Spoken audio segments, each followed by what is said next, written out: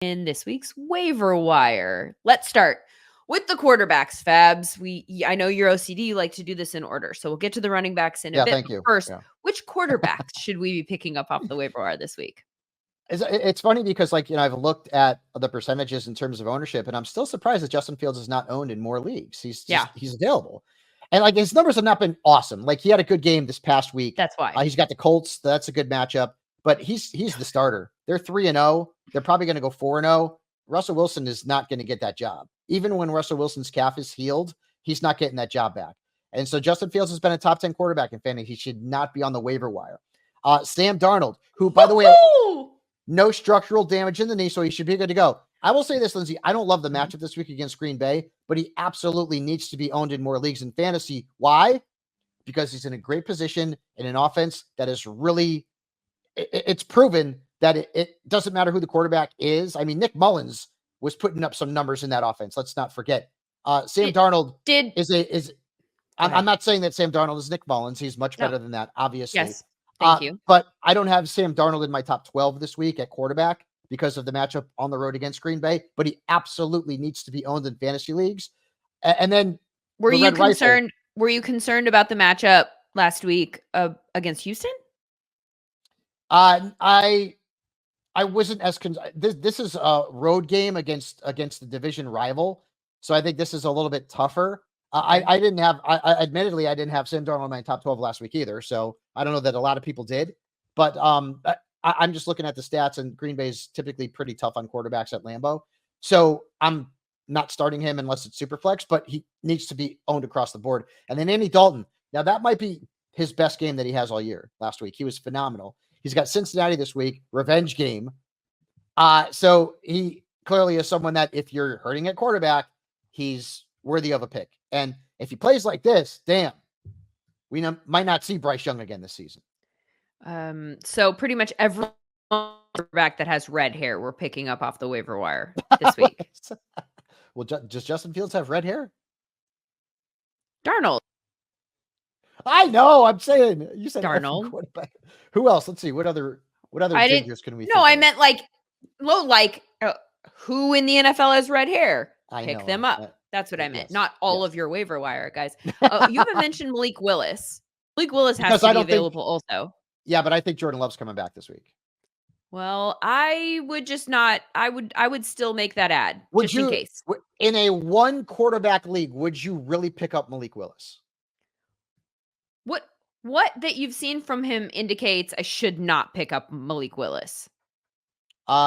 He's had one good game in his entire career, and if he doesn't have success on the ground, he is not going to have success. Okay. And the Vikings still not accurate. Crazy.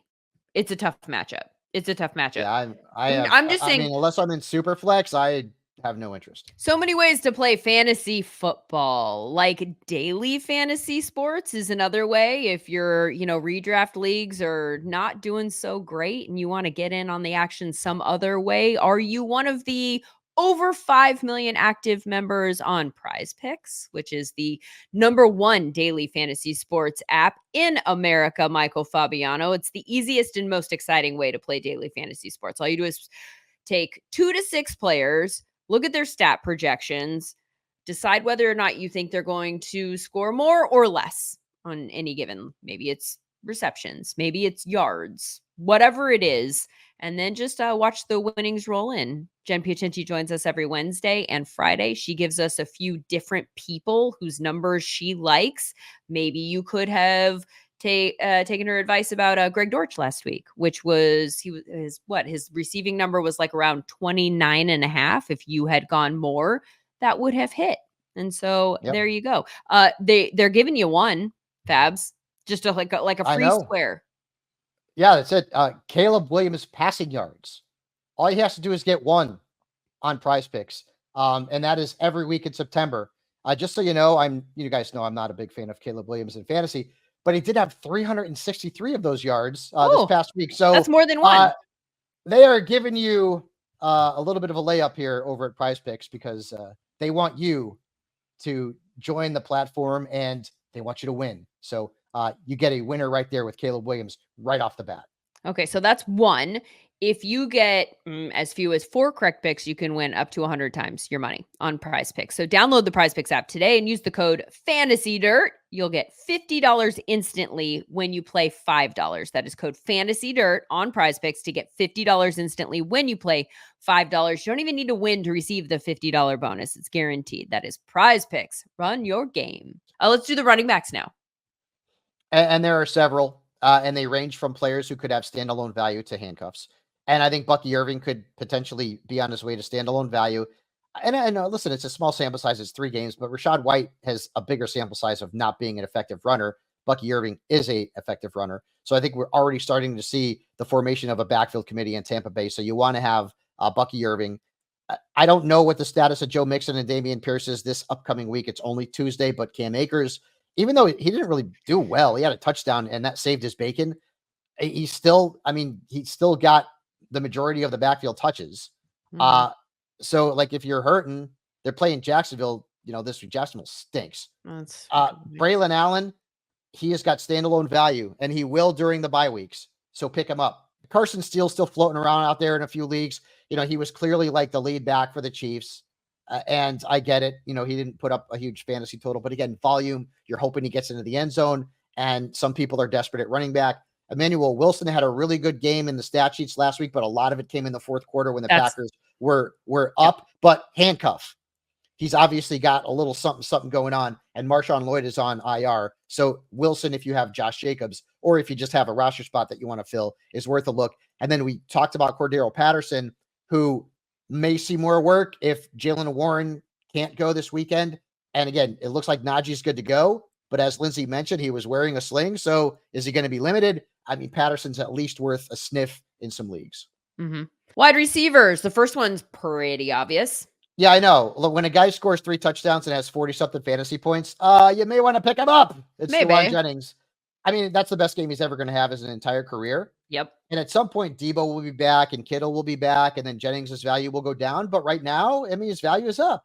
And, the Patriots are coming to San Francisco this week. So, he's going to be a startable asset. I've got Wan'dale Robinson on the list. I said this yesterday. Wan'dale Robinson is just a couple of points, even less than that, behind Garrett Wilson on a points per game average after 3 weeks.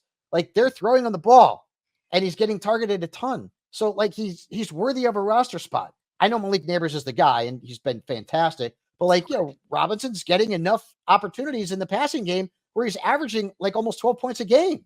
So he needs to be rostered. Allen Robinson has been a better fantasy wide receiver. I know it's only 3 weeks than the aforementioned Garrett Wilson.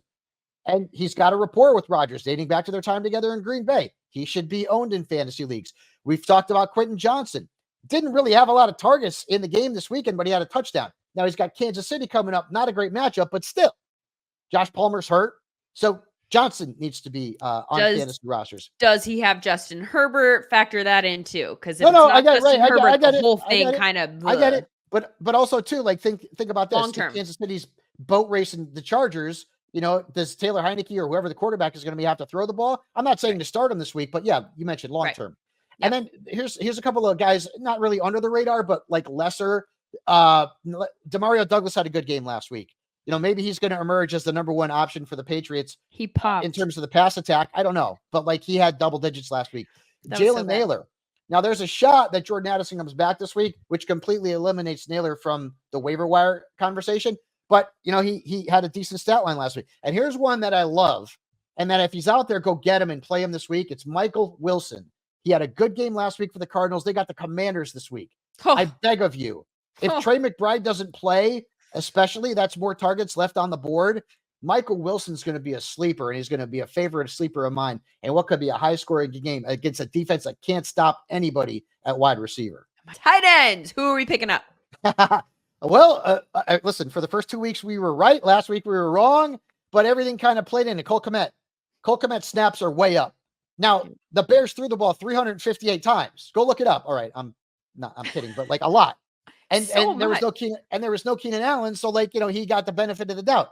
But this week, the matchup's not bad against the Rams. So Kmet in tight end is an S show. So he absolutely needs to be picked up.